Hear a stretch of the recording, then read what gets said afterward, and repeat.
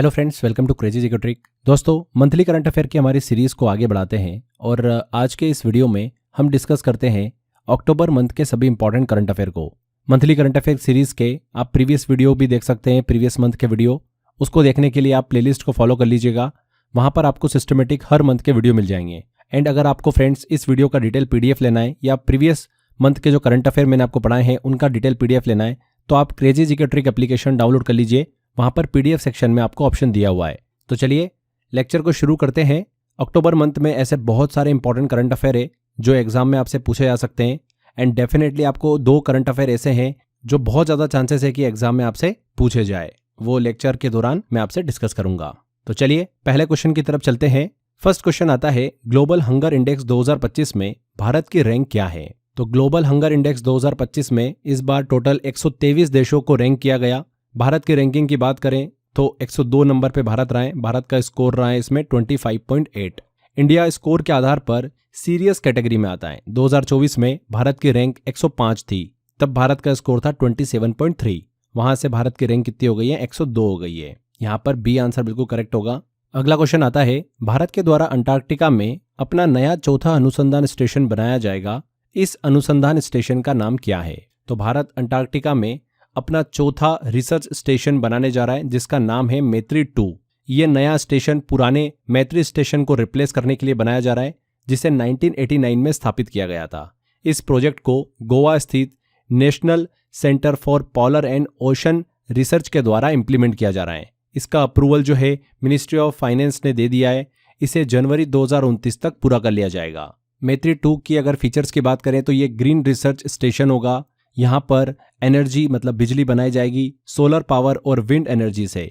इससे पहले कि अगर प्रीवियस इंडियन रिसर्च स्टेशन की बात करें इन अंटार्कटिका में तो 1983 में स्थापित किया गया था दक्षिण गंगोत्री को। भारत का पहला स्टेशन था जिसे बर्फ में दबने के बाद 1990 में बंद कर दिया गया। फिर 1989 में मैत्री को स्थापित किया गया था, दूसरा स्टेशन है। अब इसे रिप्लेस करने के लिए मैत्री 2 बन रहा है। एंड तीसरा था 2012 में स्थापित भारती, ये तीसरा स्टेशन था। मैत्री से लगभग 3000 किलोमीटर दूर स्थित है ये। एंड चौथा जो अनुसंधान स्टेशन है वो बनाया जाएगा 2029 तक कंप्लीट होगा मैत्री 2। आगे बढ़ते हैं, अगला क्वेश्चन लेते हैं। भारत सरकार ने 16वें वित्त आयोग का कार्यकाल 30 नवंबर तक बढ़ाया है। वित्त आयोग का गठन भारत के संविधान के किस अनुच्छेद के तहत किया जाता है? तो फ्रेंड्स, भारत सरकार गवर्नमेंट ऑफ इंडिया ने 16वें वित्त आयोग 16th फाइनेंस कमीशन का कार्यकाल 30 नवंबर 2025 तक बढ़ा दिया है। फाइनेंस कमीशन एक कॉन्स्टिट्यूशनल बॉडी है, संवैधानिक निकाय है जिसे आर्टिकल 280 के तहत बनाया जाता है। इसका मुख्य कार्य सेंट्रल और स्टेट गवर्नमेंट के बीच रेवेन्यू के बंटवारे मतलब शेयरिंग की सिफारिश करना होता है। 16th फाइनेंस कमीशन के अगर कुछ इंपॉर्टेंट की फैक्ट्स डिस्कस करें तो इसके चेयरमैन है अरविंद पनगड़िया जो कि नीति आयोग के पूर्व उपाध्यक्ष रहे। मेंबर की बात करें तो कुल 5 मेंबर होते हैं, 5 सदस्य होते हैं। इसकी जो रिपोर्ट सबमिशन डेट है, रिपोर्ट तिथि, वो 30 नवंबर तक बढ़ा दी गई है, 30 नवंबर 2025 तक। एंड इन सिफारिशों को जो इम्प्लीमेंटेशन स्टार्ट होगा, लागू होने की शुरुआत होगी, वो 1 अप्रैल 2026 होगी। 1 अप्रैल 2026 से 2031 तक। यहाँ पर पूछा गया कि भारत के संविधान के किस अनुच्छेद के तहत इस आयोग का गठन किया जाता है? तो आर्टिकल 280, बी आंसर। अगला है, 2025 में इकोनॉमिक्स का नोबेल प्राइज किसे दिया गया? फ्रेंड्स, अक्टूबर मंथ में नोबेल पुरस्कारों की घोषणा की गई और नोबेल प्राइज के ऊपर मैंने आपको एक डेडिकेटेड वीडियो दे दिया है। पिछले कई सालों से मैं आपको नोबेल का एक स्पेशल वीडियो देता हूँ। ट्रिक से हम याद करते हैं, उनका योगदान भी याद कर लेते हैं एंड विजेताओं का नाम भी इजीली ट्रिक के माध्यम से याद हो जाता है। तो आप वो वीडियो ज़रूर देख के जाइएगा एग्जाम में, क्योंकि एक क्वेश्चन नोबेल से ज़रूर पूछा जाता है। तो ये 1 नंबर हमारा पक्का होना चाहिए। मैक्सिमम बच्चे वीडियो देख के जाते हैं, अगर आप नहीं देख के जाओगे तो ये 1 नंबर का मार्जिन कभी कभी सिलेक्शन में भी इंपॉर्टेंट रोल प्ले करता है। तो आप नोबेल का वीडियो ज़रूर देखिएगा, लिंक मैंने डिस्क्रिप्शन में दे रखा है। इसके अलावा आप डायरेक्टली अगर यूट्यूब पे सर्च भी करेंगे crazy GK trick Nobel prize तो आपको सबसे पहले वो वीडियो मिल जाएगा। ठीक है, तो वो वीडियो ज़रूर देख लीजिएगा। यहाँ पर इकोनॉमिक्स के नोबेल प्राइज़ की बात हो रही है तो 2025 का नोबेल प्राइज़ इन इकोनॉमिक्स 3 अर्थशास्त्रियों को दिया गया है, जोएल मैक्योर को, फिलिप एगियोन को और पीटर हॉविट को।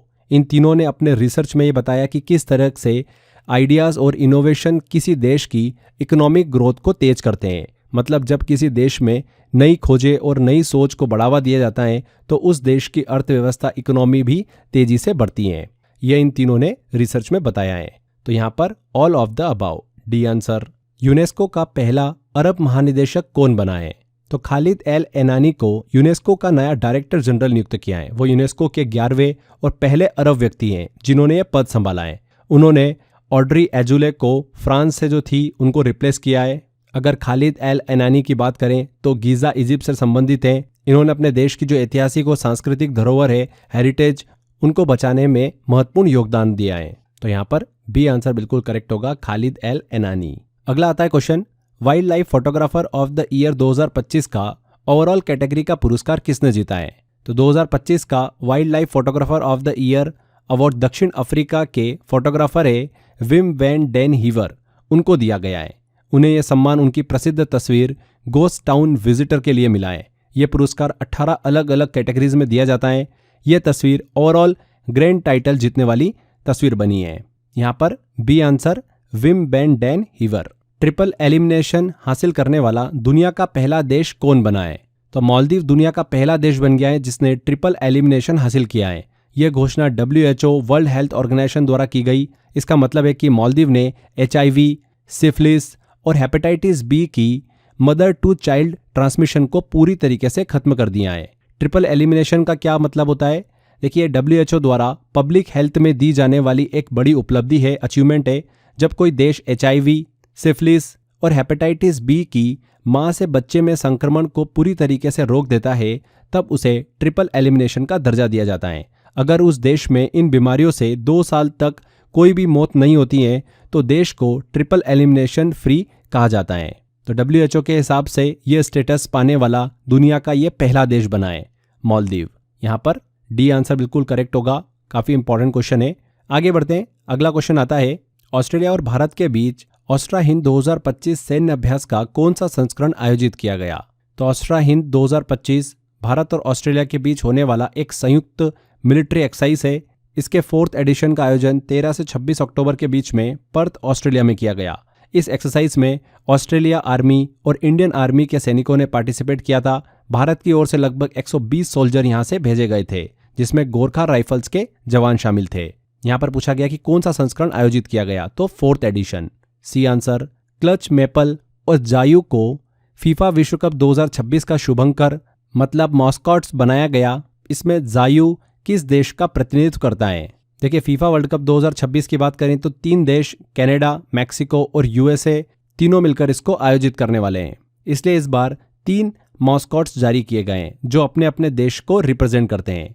मैपल की बात करें तो ये एक हिरन है, ये कनाडा को रिप्रेजेंट करता है। जायू की बात करें तो ये जेगुआर है जो कि मैक्सिको को रिप्रेजेंट करता है। एंड क्लच, बॉल्ड ईगल, ये USA को रिप्रेजेंट करता है। यहाँ पर जायू की बात हुई है तो मैक्सिको को रिप्रेजेंट करता है। A answer. अच्छा, ये भी ध्यान रखिएगा कि फीफा वर्ल्ड कप 2026 की बात करें तो ये 23वां फीफा वर्ल्ड कप होने वाला है। होस्ट कौन कौन है? 3 देश Canada, Mexico and United state of America. तारीख की बात करें तो 11 जून से लेकर 19 जुलाई 2026 के बीच इसका आयोजन होगा। कुल मिलाकर इसमें 48 टीमें होगी। ऑर्गेनाइज कौन करेगा इसको? फीफा। अगला आता है क्वेश्चन, बतो धर्म किस जनजाति द्वारा पालन किया जाता है? तो बतो धर्म को असम की बोडो कम्युनिटी द्वारा अपनाया जाता है। भारत सरकार ने निर्णय लिया है कि जनगणना में बतो धर्म को एक अलग कोड दिया जाएगा, सेपरेट कोड दिया जाएगा। इस फैसले से इस धर्म को नेशनल रिकॉग्निशन भी मिल गई है, इसलिए ये काफी ज्यादा अभी हाल ही में सुर्खियों में है। ध्यान रखिएगा, बतो धर्म किस जनजाति द्वारा पालन किया जाता है? बोडो जनजाति द्वारा, बोडो कम्युनिटी द्वारा अपनाया जाता है। यहाँ पर फ्रेंड्स हम आगे बढ़े उससे पहले एक छोटी सी इन्फॉर्मेशन है आप सभी के लिए, बहुत ही जरूरी है करंट अफेयर को लेकर। देखिए, करंट अफेयर का OSS पैकेज 2026 के लिए लॉन्च हो चुका है। करंट अफेयर का अगर आप कंप्लीट सॉल्यूशन ढूंढ रहे हो तो आपको आंख बंद करके इस पैकेज की तरफ जाना चाहिए। इस पैकेज में क्या क्या आपको मिल जाता है जल्दी से मैं आपको थोड़ा समझा देता हूँ। साल भर में जो भी मैं मंथली करंट अफेयर आपको देता हूँ उस मंथली करंट अफेयर की आपको PDF मिल जाती है, प्लस प्रैक्टिस के लिए आपको यहाँ पर 100 क्वेश्चन के MCQ मिल जाते हैं, टेस्ट मिल जाते हैं, जिससे कि आप प्रैक्टिस कर सकते हैं डिटेल के साथ में। इसके अलावा आपको इसके अंदर जो भी मैराथन्स आती है चैनल के ऊपर उनकी PDFs मिल जाती है क्विक रिवीजन के लिए। इसके अलावा ई-बुक आपको मिल जाती है करंट अफेयर की, डिटेल ई-बुक। एंड जो हमारी करंट अफेयर की मैगजीन है शंखनाद, वो भी आपको इस पैकेज में मिल जाती है। 2 साल का जो हमारा करंट अफेयर होता है, बुक होती है, उसका PDF वर्जन आपको इस पैकेज में मिल जाता है। एंड सबसे इंपॉर्टेंट चीज, 2026 का जो भी बच्चे परचेस कर रहे हैं उनको 2025 का यहाँ पर 6 महीने का करंट अफेयर जो है वो बिल्कुल ही कॉम्प्लीमेंट्री फ्री दिया गया है। जुलाई से लेकर दिसंबर तक का जो भी करंट अफेयर है ये आपको इस 2026 वाले पैकेज में अवेलेबल कराया जाएगा। तो आप यहाँ पर ओएसएस करंट अफेयर पैकेज 2026 को एनरोल कर सकते हैं। जिनकी 2026 में एग्जाम होने वाली है बच्चों की, आप इस पैकेज को ले सकते हैं। 99 रुपीज़ इसकी कॉस्ट है, बट यहाँ पर करंट अफेयर का आपको फ्रेंड्स कंप्लीट सॉल्यूशन मिल जाता है। तो बार बार आपको भटकने की ज़रूरत नहीं पड़ेगी कि मेरे को वो पीडीएफ डाउनलोड करना है, ये पीडीएफ डाउनलोड करना है, करंट अफेयर का नया वीडियो आ गया इसका पीडीएफ डाउनलोड कर लूँ। तो इस चीज़ से आपको छुटकारा मिल जाएगा क्योंकि आपने एक पैकेज एनरोल कर रखा है। इसी पैकेज में आपको जो भी करंट लेटेस्ट वीडियो आते रहेंगे करंट अफेयर के, टॉपिक वाइज भी हमारी सीरीज चलती है, वो भी आपको इसी में उसकी पीडीएफ मिल जाएगी। तो 99 रुपीज़ वन टाइम पे करना है आपको एंड साल भर का आपका टेंशन पूरी तरीके से खत्म हो जाता है। तो जो भी बच्चे इंटरेस्टेड हैं, लेना चाहते हैं, description box and comment box में लिंक दे रखा है। मात्र 99 रुपीज़ प्राइस है, कोई ज़्यादा नहीं है, बहुत नॉमिनल रखा है। आप क्लिक करके इसको एनरोल कर सकते हैं। इसके अलावा आप crazy GK trick application download करेंगे, वहाँ पर भी आपको ऑप्शन मिल जाएगा। तो एक ज़रूरी इन्फॉर्मेशन थी आप सभी के लिए। चलिए आगे बढ़ते हैं। नेक्स्ट क्वेश्चन लेते हैं। जापान की पहली महिला प्रधानमंत्री कौन बनी है? यहाँ पर फ्रेंड्स जापान की बात हो रही है, तो साने ताकाइची को जापान का नया प्राइम मिनिस्टर नियुक्त किया गया है। इसी के साथ साथ वो जापान की पहली महिला प्रधानमंत्री भी बन गई है। किसको रिप्लेस किया है? शिगेरू इशिबा को। यहाँ पर सी आंसर। प्रतिष्ठित शस्त्र रामानुजन 2025 पुरस्कार किसे दिया गया? तो अलेक्जेंडर स्मिथ को, जो कि यूएसए के हैं, इन्हें सशस्त्र रामानुजन पुरस्कार 2025 से सम्मानित किया गया है। उन्हें यह पुरस्कार नंबर थ्योरी में रिसर्च के उत्कृष्ट योगदान के लिए दिया गया। वे नॉर्थ वेस्टर्न यूनिवर्सिटी यूएसए से संबंधित हैं। 2024 में यह अवार्ड जो था अलेक्जेंडर दून को दिया गया था, जो कि ऑस्ट्रेलिया से बिलोंग करते हैं। 2025 का पुरस्कार किसे दिया गया? अलेक्जेंडर स्मिथ को। B answer. चर्चित पासनी पोर्ट कहां पर स्थित है? पासनी पोर्ट पाकिस्तान के बलूचिस्तान प्रांत में अरेबियन सी के तट पर स्थित है। हाल ही में पाकिस्तान ने यूएसए को इस पोर्ट को डेवलप और ऑपरेट करने का ऑफर दिया है। ये पोर्ट ईरान के चाबहार पोर्ट जो है उसके बहुत ही करीब है, जिसे भारत ने विकसित किया है। इसीलिए इसे भारत के लिए एक स्ट्रेटेजिक थ्रेट जो है वो माना जा रहा है। काफ़ी ज़्यादा सुर्खियों में रहा है। पाकिस्तान इस पोर्ट का उपयोग अपने खनिज मिनरल्स उनको एक्सपोर्ट करने के लिए करेगा। तो चर्चित पासनी पोर्ट कहाँ पर स्थित है? पाकिस्तान में स्थित है। इंपॉर्टेंट क्वेश्चन है, बन सकता है एग्जाम के अंदर, ध्यान रखिएगा। आगे बढ़ते हैं। चर्चा में रहा सिक्योरिटीज ट्रांजैक्शन टैक्स एसटीटी क्या है? तो सिक्योरिटीज ट्रांजैक्शन टैक्स की बात करें, एक ऐसा टैक्स है जो कि स्टॉक मार्केट में शेयर या फिर सिक्योरिटी की खरीद फरोख्त पर, मतलब बाइंग सेलिंग पर लगाया जाता है। जब हम कोई शेयर खरीदते या फिर बेचते हैं तो हर ट्रांजैक्शन पर सरकार को एसटीटी टैक्स देना पड़ता है। ये टैक्स भारत सरकार ने 2004 में लागू किया था। बात करते हैं कि अभी सुर्खियों में क्यों है, तो हाल ही में सुप्रीम कोर्ट ने एसटीटी की जो वैधता है, वैलिडिटी है, उसको लेकर याचिका स्वीकार की है। ट्रेडर असीम जुनेजा ने दावा किया है कि सरकार डबल टैक्सेशन कर रही है, यानी एक ही आय पर 2 बार टैक्स ले रही है। अब सुप्रीम कोर्ट यह जांच करेगा कि एसटीटी टैक्स संवैधानिक रूप से सही है या फिर नहीं है। इसीलिए काफी ज्यादा अभी सुर्खियों में रहा है। ध्यान रखिएगा, स्टॉक एक्सचेंज में प्रतिभूतियों की खरीद और बिक्री पर लगाया गया कर, यह होता है STT, securities transaction tax. B answer. Mrs Universe 2025 का खिताब जीतने वाली पहली भारतीय कौन बनी है? कौन बनी है? शेरी सिंह। मिसेज यूनिवर्स 2025 का खिताब जीतकर इन्होंने इतिहास रच दिया है। इस खिताब को जीतने वाली भारत की पहली महिला बन गई हैं शेरी सिंह। यह प्रतियोगिता जो थी ये फिलीपींस मनीला में आयोजित की गई थी। इस प्रतियोगिता में 120 देशों की मैरिड वुमेन ने पार्टिसिपेट किया था। शेरी सिंह विजेता रही हैं। गोबी रेगिस्तान में दुनिया का पहला सोलर थर्मल पावर प्लांट किस देश द्वारा शुरू किया गया? तो दुनिया का solar thermal power plant China के द्वारा गोबी डेजर्ट में बनाया गया है। ये इस तरीके का दुनिया का पहला सोलर पावर प्लांट है जिसमें 2 सोलर टावर्स एक ही टरबाइन से कनेक्टेड हैं। चाइना के इस प्लांट में 27,000 मिरर्स का यूज किया गया और ये मिरर्स सनलाइट को 2 टावर्स पर कॉन्सेंट्रेट करेंगे। बात करें कि सोलर थर्मल पावर प्लांट जो होता है वो क्या होता है, तो ये एक ऐसा प्लांट होता है जिसमें सोलर एनर्जी को एक जगह पर कॉन्सेंट्रेट करके हीट में बदला जाता है और इस हीट का यूज किसी लिक्विड सब्सटेंस जैसे कि मोल्टन सॉल्ट या फिर पानी को स्टीम में कन्वर्ट करके उसे टरबाइन चलाने के लिए किया जाता है। गोबी डेजर्ट की बात हो रही है तो एशिया में स्थित एक डेजर्ट है। ये दुनिया का 6th लार्जेस्ट डेजर्ट है। ये मंगोलियन वर्ड गोबी से बना है जिसका मतलब होता है वाटरलेस, बिना पानी का। कहां पर स्थित है ये? मंगोलिया और चाइना की बॉर्डर पर फैला हुआ है गोबी डेजर्ट। यहाँ पर पूछा गया है कि गोबी रेगिस्तान में दुनिया का पहला सोलर थर्मल पावर प्लांट किस देश द्वारा शुरू किया गया? चाइना के द्वारा। अगला आता है I am Georgia my roots my principles किताब किस देश के प्रधानमंत्री द्वारा लिखी गई है? तो ये लिखी गई है इटली के प्रधानमंत्री के द्वारा। इटली की प्रधानमंत्री जॉर्जिया मेलोनी द्वारा इस पुस्तक को लिखा गया। ये उनकी ऑटोबायोग्राफी है, यानी उनकी खुद की जीवन कथा। किताब का इंग्लिश वर्जन 7 जून को लॉन्च हुआ था और भारत में इसका इंडियन एडिशन जो है 7 अक्टूबर को हाल ही में अभी लॉन्च किया गया। इस भारतीय संस्करण में पीएम नरेंद्र मोदी ने एक विशेष प्रियम्बल लिखा है जिसमें उन्होंने इसे मन की बात कहा है। किस देश के प्रधानमंत्री द्वारा लिखी गई किताब है ये? इटली के प्रधानमंत्री द्वारा। अगला आता है भारत के अटॉर्नी जनरल के रूप में किसका कार्यकाल बढ़ाया गया? तो भारत सरकार ने अटॉर्नी जनरल आर वेंकटरमणि का कार्यकाल 2 साल के लिए बढ़ा दिया है। अब वे इस पद पर 30 सितंबर 2027 तक बने रहेंगे। इन्हें 2022 में इस पद पर नियुक्त किया गया था। आर वेंकटरमणि की बात करें तो पुदुचेरी से संबंधित हैं, सुप्रीम कोर्ट के सीनियर एडवोकेट हैं, भारत के 16वें अटॉर्नी जनरल फॉर इंडिया।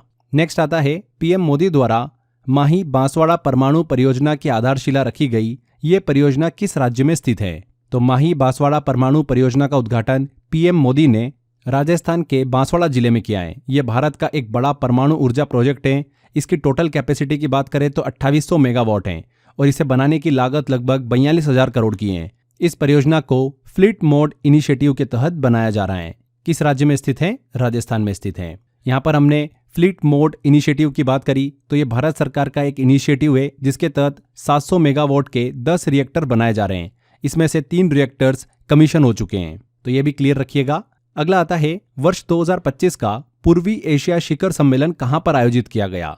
तो ईस्ट एशिया समिट 2025 का आयोजन 26 से 28 अक्टूबर तक कोलालमपुर मलेशिया में हुआ है। ये सम्मेलन आसियान द्वारा आयोजित किया गया। ईस्ट एशिया समिट का उद्देश्य है एशिया के देशों को एक साथ लाना और रीजनल डेवलपमेंट पर चर्चा करना। इसमें 18 देशों के लीडर्स ने पार्टिसिपेट किया था। कहां पर आयोजित किया गया? मलेशिया। अगला आता है केंद्र द्वारा लॉन्च किए गए कपास क्रांति मिशन का बजट कितना रखा गया है? तो भारत सरकार ने कपास क्रांति मिशन को लॉन्च किया है। इस मिशन को minister of coal and mines G Kishan Reddy के द्वारा हैदराबाद से लॉन्च किया गया। इस मिशन का उद्देश्य है भारत के कॉटन प्रोड्यूसिंग राज्यों में साइंटिफिक रिसर्च से कॉटन प्रोडक्शन को बढ़ाना। इसके लिए भारत सरकार ने 600 करोड़ का बजट जो है वो अलोकेट किया है। इस मिशन की बात करें तो इसके तहत फार्मर्स को हाई डेंसिटी प्लांटेशन HDP सिखाया जाएगा जिससे कॉटन का प्रोडक्शन बढ़ेगा। फार्मर्स को साइंटिफिक मेथड सिखाई जाएगी और उन्हें प्रोडक्शन के लिए टेक्नोलॉजी का यूज करना भी सिखाया जाएगा। इस मिशन को बढ़ाने के लिए पहले सरकार ने कपास किसान एप्लीकेशन को भी लॉन्च किया था। इस ऐप से फार्मर्स अपने क्रॉप को बेचने के लिए स्लॉट बुक कर सकते हैं। तो कितना बजट रखा है सरकार ने कपास क्रांति मिशन के लिए? 600 करोड़ का। C answer. फिल्म फेयर 2025 में सर्वश्रेष्ठ अभिनेत्री का पुरस्कार किसे दिया गया? तो 17th फिल्म फेयर अवार्ड 2025 का आयोजन 11 अक्टूबर को अहमदाबाद गुजरात में किया गया। लापता लेडीज को इन अवार्ड में 24 नॉमिनेशन मिले जो कि किसी फिल्म द्वारा फिल्म फेयर में सबसे ज्यादा नॉमिनेशन का रिकॉर्ड है। लापता लेडीज को ध्यान रखिएगा। और लापता लेडीज की बात करें तो टोटल 13 अवार्ड जीते हैं लापता लेडीज ने। बेस्ट फिल्म का अवार्ड लापता लेडीज को मिला है। बेस्ट डायरेक्टर का अवार्ड किरण राव को दिया गया लापता लेडीज के लिए। बेस्ट एक्टर का अवार्ड दिया गया कार्तिक आर्यन को और अभिषेक बच्चन को। बेस्ट एक्ट्रेस का अवार्ड दिया गया आलिया भट्ट को।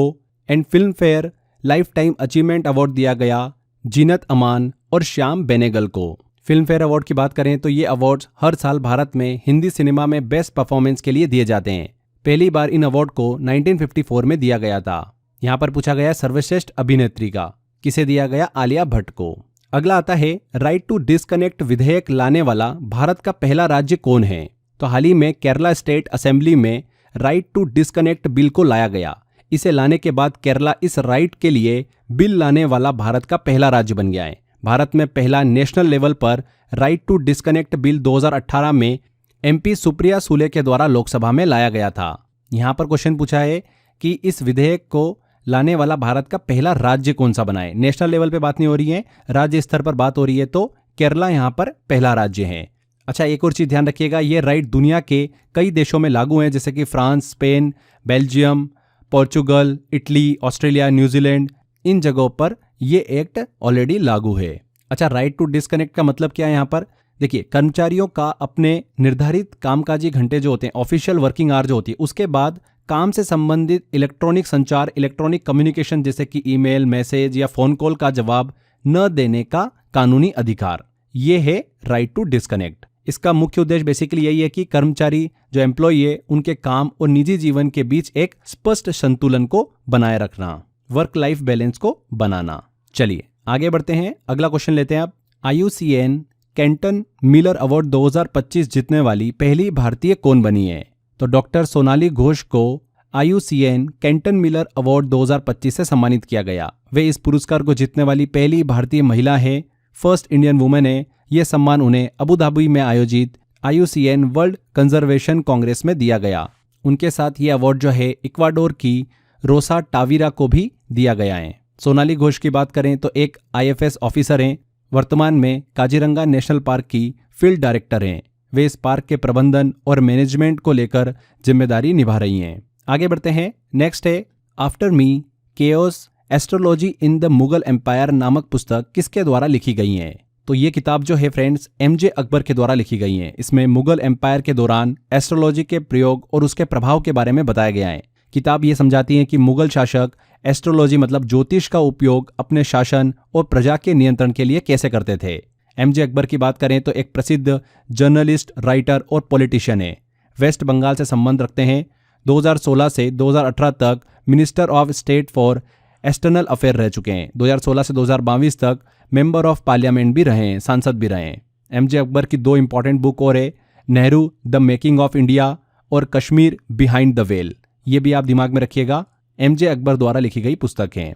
अगला आता है, भारत की पहली चीता सफारी किस नेशनल पार्क में शुरू की गई है? तो भारत की पहली चीता सफारी की शुरुआत की गई है मध्य प्रदेश के कूनो नेशनल पार्क में। यह सफारी 1 अक्टूबर 2025 को शुरू हुई।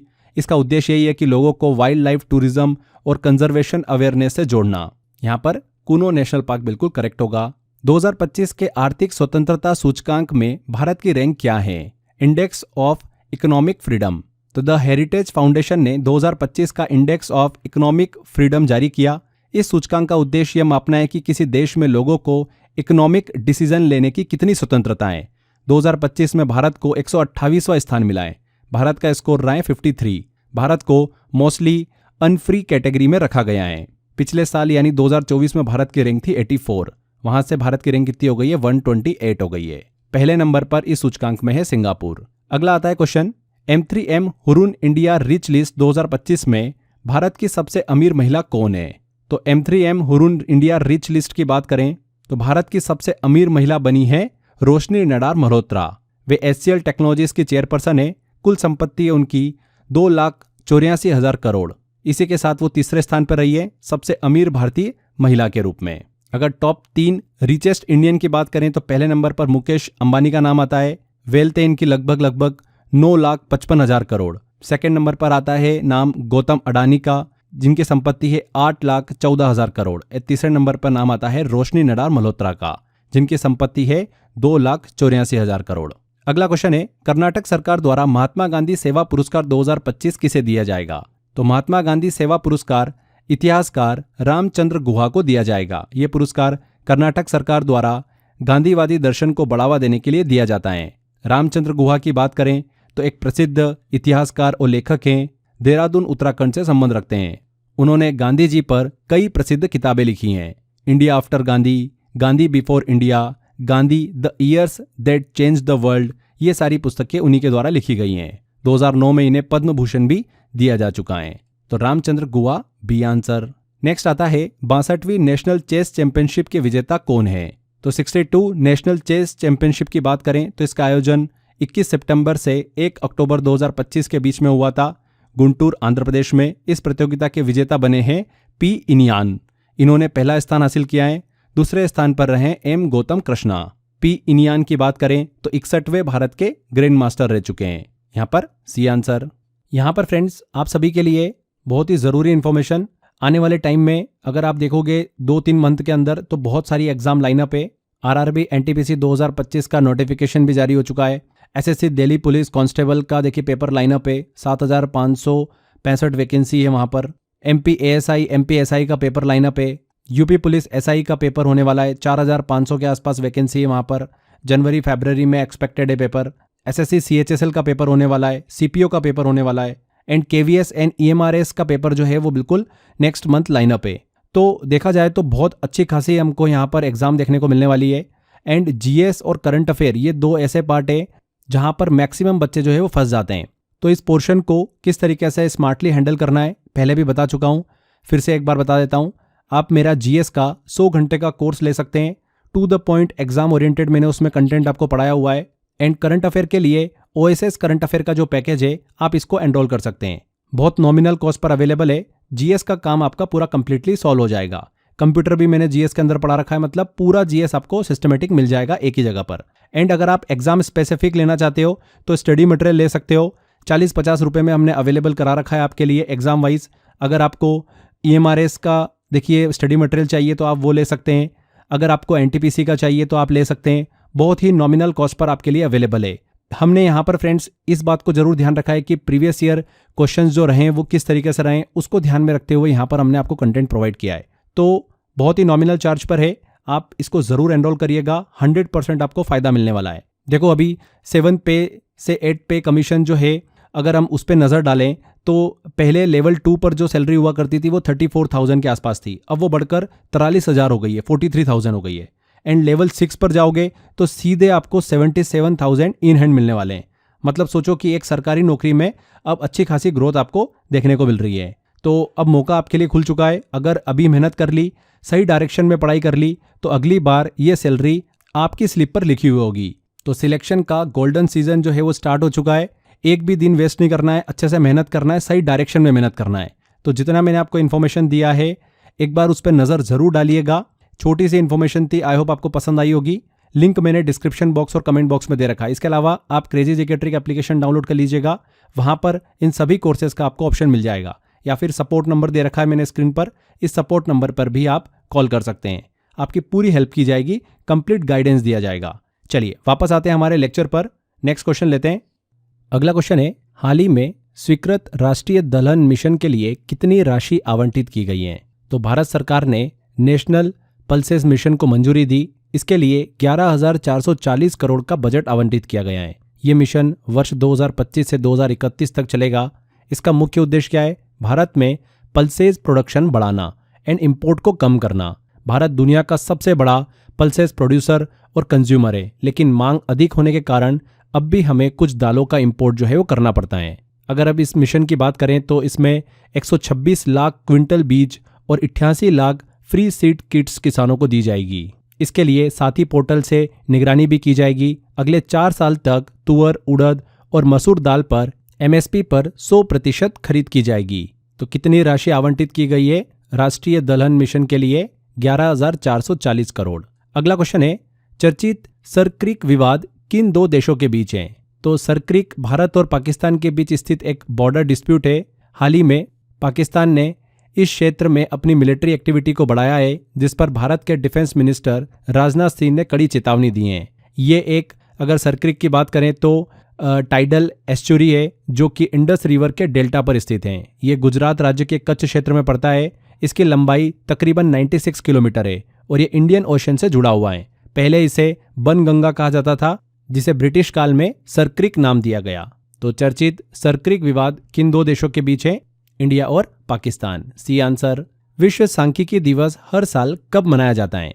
तो हर साल 20 अक्टूबर को दुनिया भर में वर्ल्ड स्टैटिस्टिक्स डे जो है वो सेलिब्रेट किया जाता है। इसका उद्देश्य है स्टैटिस्टिक्स, सांख्यिकी की महत्व को समझाना और डेटा आधारित नीतियां बनाने को बढ़ावा देना। इसे यूनाइटेड नेशन द्वारा 2010 में शुरू किया गया था। 20 अक्टूबर को हर साल सेलिब्रेट किया जाता है वर्ल्ड स्टैटिस्टिक्स डे, विश्व सांख्यिकी दिवस। अगला क्वेश्चन है, 2025 के सुल्तान ऑफ जोहर कप में भारत ने किस पदक को हासिल किया है? तो सुल्तान ऑफ जोहर कप एक प्रतिष्ठित under 21 men's field hockey tournament है, जिसे मलेशिया में आयोजित किया गया।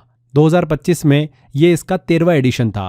भारत ने इस टूर्नामेंट में शानदार प्रदर्शन किया, लेकिन फाइनल में ऑस्ट्रेलिया से 2-1 से हार गया और सिल्वर मेडल जो है वो हासिल किया है। ऑस्ट्रेलिया को गोल्ड मेडल और ग्रेट ब्रिटेन को ब्रॉन्ज मेडल मिला है। भारत ने किस पदक को हासिल किया है? सिल्वर। फाइनल में ऑस्ट्रेलिया से भारत जो है वो हार गया है। तो यहाँ पर A answer. Global forest resources assessment 2025 के अनुसार कुल वन क्षेत्र टोटल फॉरेस्ट एरिया के मामले में भारत की वैश्विक रैंक क्या है? तो food and agriculture organization FAO ने अपनी global forest resources assessment 2025 report जारी की। इसमें दुनिया के फॉरेस्ट एरिया और फॉरेस्ट रिसोर्सेज जो है उनका विश्लेषण किया गया। रिपोर्ट के अनुसार बात करें तो भारत कुल वन क्षेत्र के मामले में 90वें स्थान पर है, 9th रैंक पर है भारत। पिछली रिपोर्ट में भारत की 10वीं रैंक थी। भारत का कुल वन क्षेत्र जो है टोटल फॉरेस्ट एरिया वो 72.7 मिलियन हेक्टेयर है। Bharat annual forest area gain के मामले में 3rd स्थान पर आता है, ये इस रिपोर्ट में बताया गया है। कुल वन क्षेत्र टोटल फॉरेस्ट एरिया के मामले में भारत की वैश्विक रैंक है 9th, सी आंसर। पहले नंबर पर रशिया आता है, दूसरे नंबर पर ब्राजील और तीसरे नंबर पर आता है कनाडा। नेक्स्ट है संयुक्त राष्ट्र दिवस हर साल कब मनाया जाता है? तो यूनाइटेड नेशन डे हर साल 24 अक्टूबर को सेलिब्रेट किया जाता है। ये दिन यूनाइटेड नेशंस की स्थापना के रूप में मनाया जाता है। 24 अक्टूबर 1945 को ही UN की स्थापना हुई थी। इस साल 80वीं एनिवर्सरी मनाई गई, 80वीं वर्षगांठ। ये दिवस UN जनरल असेंबली द्वारा 1947 में शुरू किया गया था। हर साल संयुक्त राष्ट्र दिवस जो है वो कब मनाया जाता है? 24 अक्टूबर को। निंगोल चकोबा त्योहार किस समुदाय द्वारा मनाया जाता है? तो निंगोल चकोबा फेस्टिवल मणिपुर की मैतेई समुदाय द्वारा सेलिब्रेट किया जाता है। 2025 में इसे 23 अक्टूबर को मनाया गया। ये त्योहार मणिपुर राज्य में बड़े उत्साह से सेलिब्रेट किया जाता है। बात करें कि यह त्योहार किस तरीके से सेलिब्रेट होता है और कब किया जाता है, तो ये त्योहार मैतेई कैलेंडर के हियांगई महीने की दूसरी चंद्र तिथि को सेलिब्रेट किया जाता है, आमतौर पर अक्टूबर-नवंबर के बीच में। इस त्योहार की परंपराओं की बात करें तो इस दिन शादीशुदा बेटियां अपने मायके आती है, भाइयों द्वारा उन्हें गिफ्ट उपहार दिया जाता है जैसे कि कपड़े, मिठाई वगैरह। पूरा परिवार मिलकर भोजन करता है और खुशियां मनाता है। निंगोल का निमंत्रण मतलब मणिपुर की बेटियों का संगम। बेसिकली इस तरीके से आप इसको याद भी रख सकते हैं। तो निंगोल चकोबा त्योहार किस समुदाय द्वारा मनाया जाता है? मैतेई समुदाय द्वारा मनाया जाता है, बी आंसर। FICCI के नए अध्यक्ष प्रेसिडेंट के रूप में किसे नियुक्त किया गया है? तो अनंत गोयंका को FICCI federation of Indian chambers of commerce and industry का नया प्रेसिडेंट नियुक्त किया गया। उनका कार्यकाल 2025-26 तक रहेगा।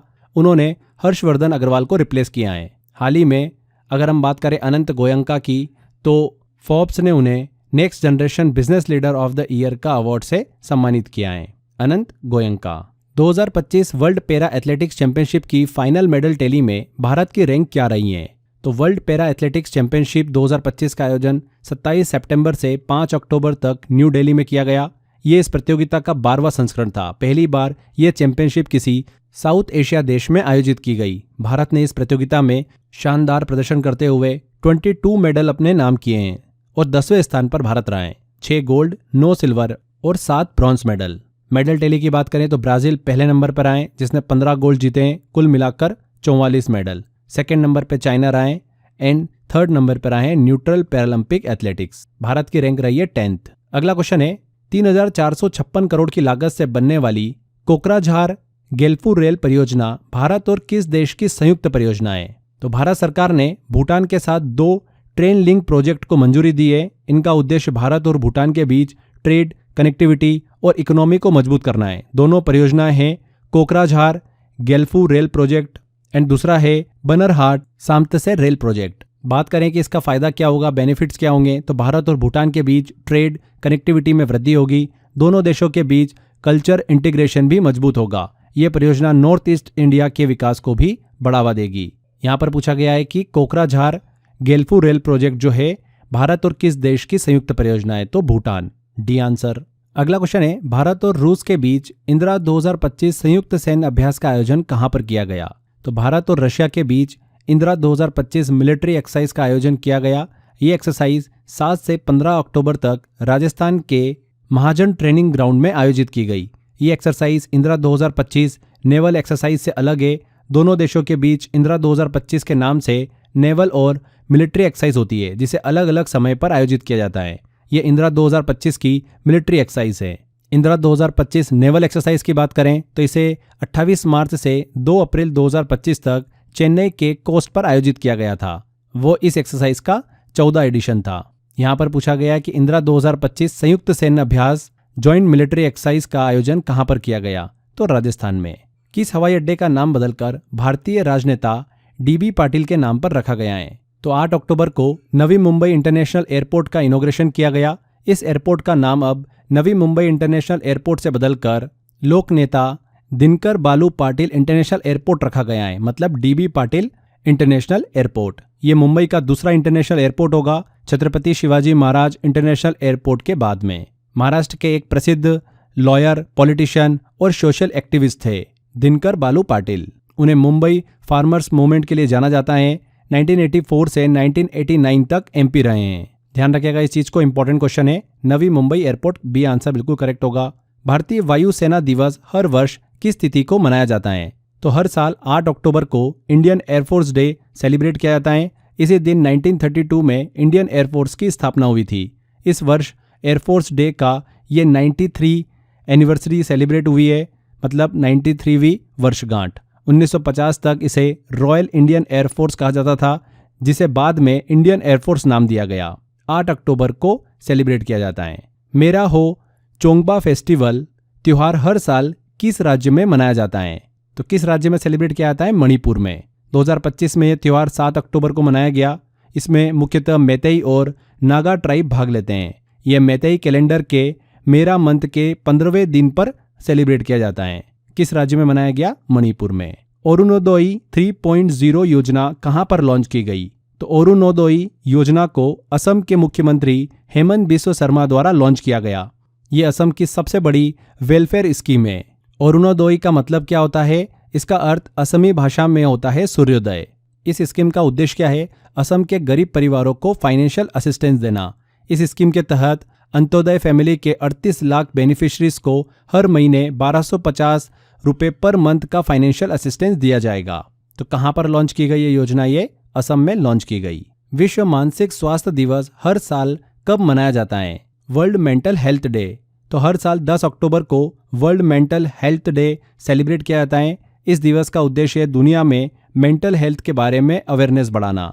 इस दिवस की शुरुआत 1992 में world federation for mental health के द्वारा की गई थी। 10 अक्टूबर को सेलिब्रेट किया जाता है। दक्षिण पूर्व एशिया का पहला कोरल क्रायो बैंक किस देश द्वारा लॉन्च किया गया? तो फिलीपींस ने साउथ ईस्ट एशिया का पहला कोरल क्रायो बैंक लॉन्च किया है। इस बैंक का उद्देश्य है कोरल सीड्स को प्रिजर्व करना और भविष्य के लिए कंजर्व करना। कोरल क्रायो बैंक की बात करें कि ये क्या है, तो ये एक साइंटिफिक फैसिलिटी है बेसिकली, जहां पर कोरल सीड्स को फ्रीज और स्टोर किया जाता है। इससे भविष्य में उन्हें रीस्टोर किया जा सकेगा और समुद्री परिस्थिति की जो है इकोलॉजी, उसको बचाया जा सकेगा। कोरल की बात करें तो कोरल एक लिविंग ऑर्गेनिज्म है जो कि दिखने में पत्थर जैसा लगता है, लेकिन वास्तव में मरीन एनिमल होता है। ये छोटे छोटे जीव पॉलिप्स कहलाते हैं जो कि कैल्शियम कार्बोनेट का निर्माण करते हैं। इन्हीं से कोरल रीफ बनती है जो कि समुद्री जीवन के लिए बहुत ही आवश्यक होती है। यहाँ पर फिलीपींस बिल्कुल करेक्ट होगा। नेक्स्ट है भारत के पश्चिमी तट पर अभ्यास कोंकण 2025 भारत और किस देश के बीच आयोजित किया गया? तो एक्सरसाइज कोंकण 2025 भारत और यूनाइटेड किंगडम यूके की नौसेनाओं के बीच आयोजित एक एनुअल नेवल एक्सरसाइज है। 2025 में ये 5 से 12 अक्टूबर तक भारत के वेस्टर्न कोस्ट पर आयोजित हुई। ये अभ्यास बेसिकली 2 फेज में हुआ है, हार्बर फेज और सी फेज। इस एक्सरसाइज की बात करें तो 2004 में इसकी शुरुआत हुई थी। इंडिया और यूके के बीच में ये आयोजित किया जाता है। उद्देश्य यही है कि दोनों देशों के बीच कोऑर्डिनेशन और कॉर्पोरेशन को बढ़ाना। एक द्विपक्षीय नौसैनिक अभ्यास है। यूनाइटेड किंगडम करेक्ट होगा। विश्व हृदय दिवस हर साल कब मनाया जाता है? तो वर्ल्ड हार्ट डे 29 सितंबर को सेलिब्रेट किया जाता है। इसका उद्देश्य है कार्डियोवैस्कुलर डिसीज के प्रति अवेयरनेस बढ़ाना। दुनिया में हर साल लगभग 17 मिलियन लोगों की मौत हृदय रोग से होती है। 2025 में इस दिवस की थीम क्या रही है? Don't miss a beat. यह भी दिमाग में रखिएगा। यहाँ पर 29 सितंबर को विश्व हृदय दिवस सेलिब्रेट किया जाता है, world heart day. Indian chamber of commerce का नया अध्यक्ष किसे नियुक्त किया गया? तो ब्रजभूषण अग्रवाल को इंडियन चैम्बर ऑफ कॉमर्स का नया प्रेसिडेंट नियुक्त किया गया है। उन्होंने अभ्युदल जिंदल को रिप्लेस किया है। बात करें आईसीसी की, मतलब इंडियन चैम्बर ऑफ कॉमर्स की, तो इसकी स्थापना 1925 में हुई थी। इसका हेडक्वार्टर कहाँ पर है? कोलकाता में। इसका काम क्या होता है? उद्योग, व्यापार और इन्वेस्टमेंट से जुड़ी नीतियों पर सरकार और उद्योग जगत के बीच ब्रिज का काम करना। यहाँ पर ब्रजभूषण अग्रवाल बिल्कुल करेक्ट होगा। अगला क्वेश्चन आता है, मेघालय उच्च न्यायालय का नया मुख्य न्यायाधीश किसे नियुक्त किया गया है? तो भारत सरकार ने कलकत्ता हाईकोर्ट के जस्टिस सोरमेन सेन को मेघालय हाईकोर्ट का चीफ जस्टिस नियुक्त किया है। वे मेघालय हाईकोर्ट के 14वें मुख्य न्यायाधीश बने। यहाँ पर justice Soumen Sen. D answer. 2025 world para archery championship में भारत ने कुल कितने पदक जीते हैं? तो 2025 वर्ल्ड पैरा आर्चरी चैंपियनशिप का आयोजन साउथ कोरिया में किया गया। भारत ने कुल 5 पदक यहाँ पर जीते हैं, 2 गोल्ड, 2 सिल्वर और 1 ब्रॉन्ज मेडल। पदक तालिका में चाइना पहले स्थान पर आए और भारत दूसरे स्थान पर आए। यहाँ पर पूछा गया है कि वर्ल्ड पैरा आर्चरी चैंपियनशिप 2025 में भारत ने कुल कितने पदक जीते हैं? तो 5 पदक जीते हैं। C answer. भारत का पहला आधिकारिक बाल विवाह मुक्त जिला कौन बना है?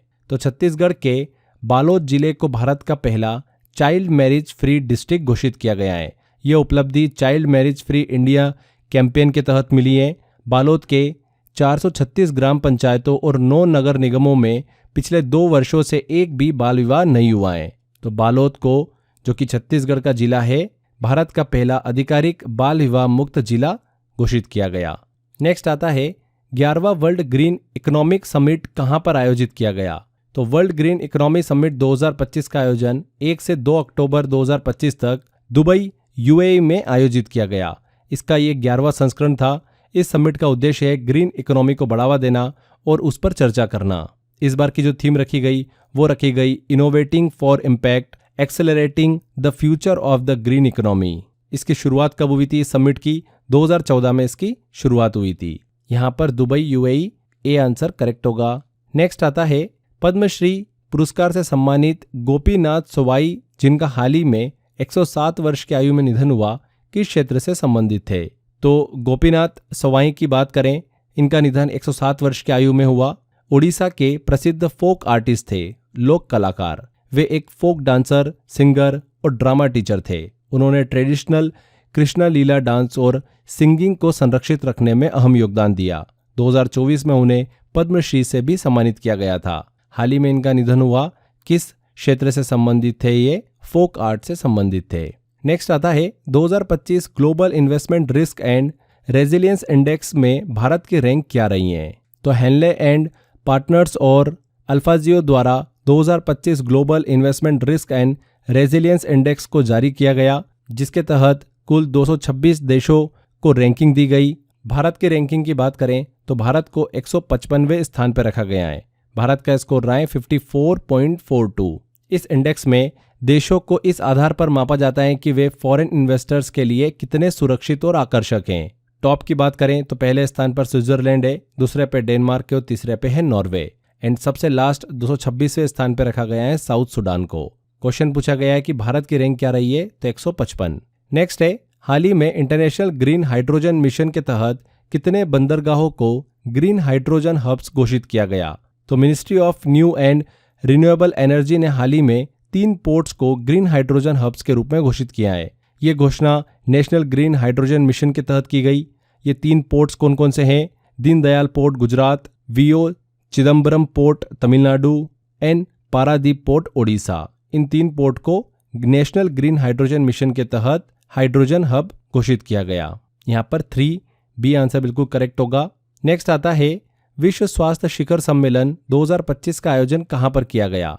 तो वर्ल्ड हेल्थ समिट 2025 का आयोजन 12 से 14 अक्टूबर तक बर्लिन जर्मनी में किया गया। इस समिट का उद्देश्य है दुनिया के हेल्थ सेक्टर को मजबूत बनाना और वैश्विक स्वास्थ्य सहयोग पर चर्चा करना।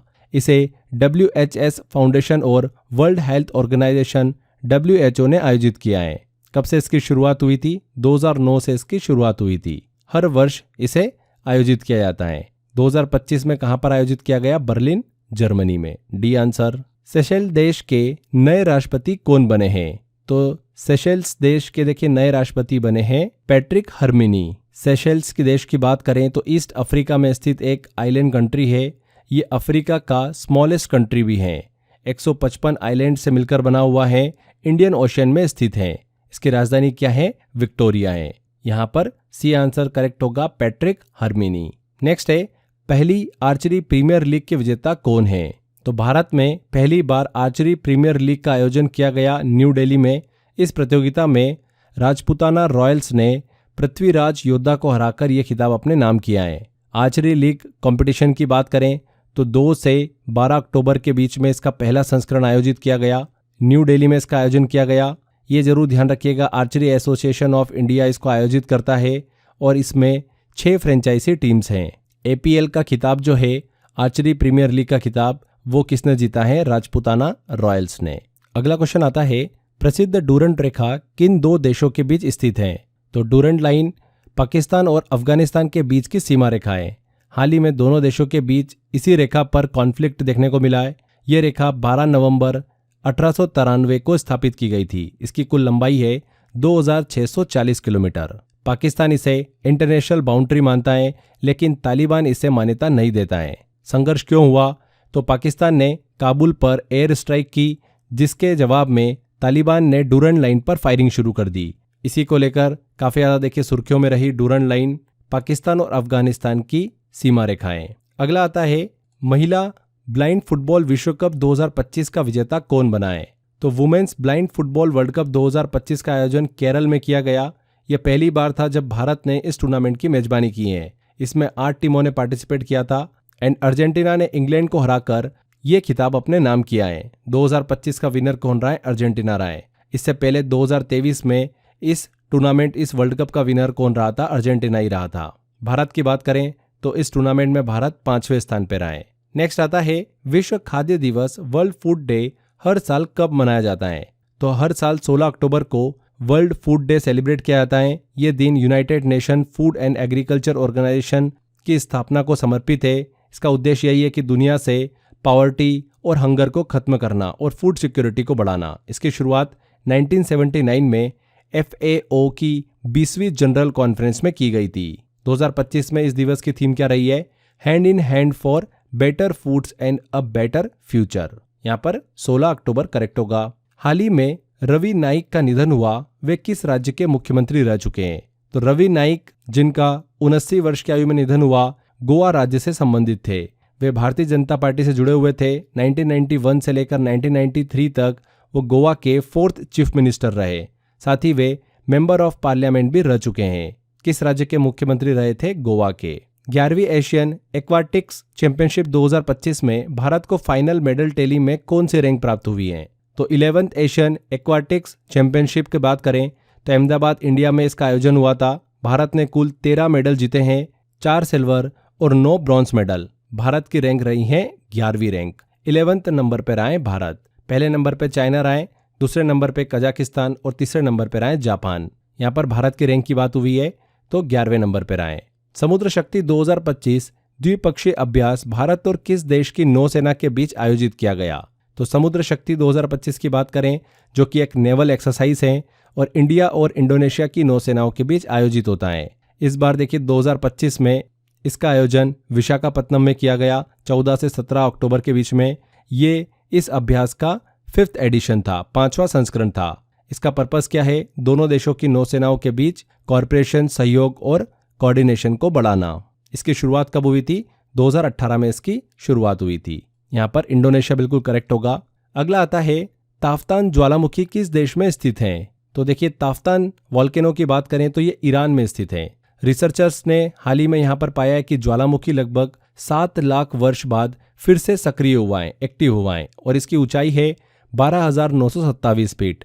ये ज्वालामुखी अब तक मानव इतिहास में कभी भी नहीं फटा था, ह्यूमन हिस्ट्री में, लेकिन अब इसके इरप्ट होने की संभावना है। इसीलिए काफ़ी सुर्खियों में है। ताफ्तान वॉल्केनो किस कंट्री में स्थित है? ईरान में स्थित है। नेक्स्ट है, एसोचैम के नए अध्यक्ष कौन नियुक्त किए गए हैं? तो निर्मल कुमार मिंडा को एसोचैम का नया प्रेसिडेंट नियुक्त किया गया। उन्होंने संजय नायर को रिप्लेस किया है। एसोचैम की बात करें तो इसका फुल फॉर्म है associated chamber of commerce and industry of India. ये एक गैर सरकारी व्यापार संघ है, नॉन गवर्नमेंटल ट्रेड एसोसिएशन, जिसकी स्थापना 1920 में हुई थी। पर्पस क्या होता है इसका? ट्रेड और कॉमर्स से जुड़े मुद्दों को सरकार तक पहुंचाना। हाल ही में इसके प्रेसिडेंट के रूप में किसे नियुक्त किया है? निर्मल कुमार मिंडा को। A answer. Indian cricket association का नया अध्यक्ष किसे चुना गया? तो शांता रंगास्वामी को इंडियन क्रिकेटर्स एसोसिएशन ICA का नया प्रेसिडेंट चुना गया है। उन्होंने अशोक मल्होत्रा को रिप्लेस किया है। शांता रंगास्वामी इस पद पर नियुक्त होने वाली पहली महिला भी हैं, फर्स्ट वुमेन है। चेन्नई से बिलोंग करती है। फॉर्मर इंडियन वुमेन क्रिकेटर रही हैं। भारत की पहली वुमेन्स क्रिकेट कैप्टन भी रही थी। 1976 में उन्हें अर्जुन अवार्ड से सम्मानित किया जा चुका है।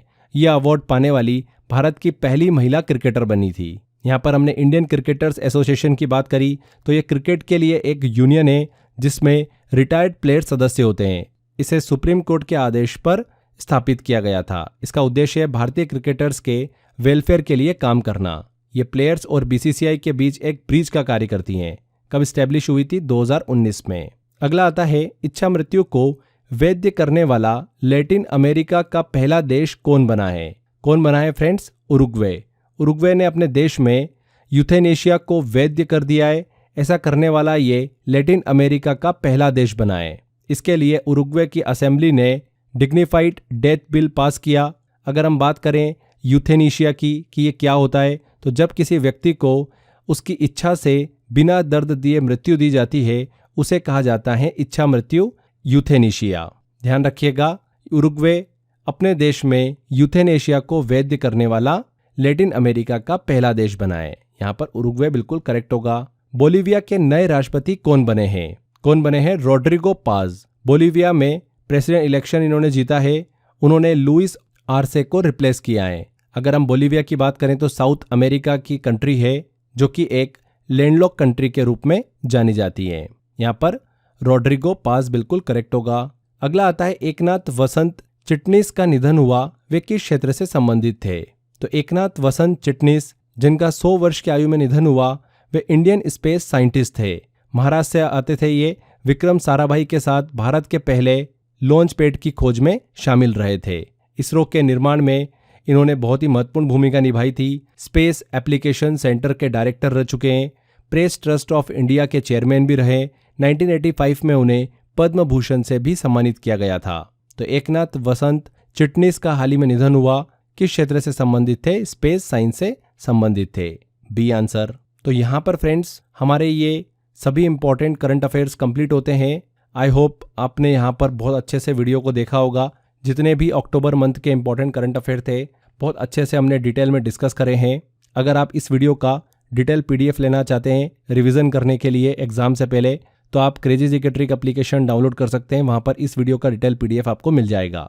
इसके अलावा अगर प्रीवियस मंथ के भी डिटेल पीडीएफ डाउनलोड करना है एग्जाम से पहले रिवीजन के लिए, तो उसका ऑप्शन भी आपको दिया हुआ है। अगर आप ओएसएस करंट अफेयर पैकेज को एनरोल कर लेंगे तो उस पैकेज में करंट अफेयर से रिलेटेड सारी इन्फॉर्मेशन, सारा डेटा आपको पीडीएफ के फॉर्म में अवेलेबल करा दिया जाता है। तो अलग से आपको बार बार हर टॉपिक का करंट अफेयर डाउनलोड करने की ज़रूरत नहीं पड़ेगी। तो अच्छा होगा कि आप ओएसएस करंट अफेयर पैकेज को एनरोल कर लीजिए। 2026 के लिए भी अब अवेलेबल हो चुका है। एंड अगर आपकी एग्ज़ाम नेक्स्ट 2-3 महीने के अंदर है तो आप ओएसएस करंट अफेयर पैकेज 2025 को एनरोल कर लीजिएगा। तो यहाँ पर फ्रेंड्स हमारे इस सेशन को एंड करते हैं। आई होप आपको मेहनत अच्छी लगी है वीडियो में। वीडियो अच्छा लगा है ज़्यादा से ज़्यादा वीडियो को शेयर करिएगा। मिलते हैं अगले वीडियो में। Till then bye bye.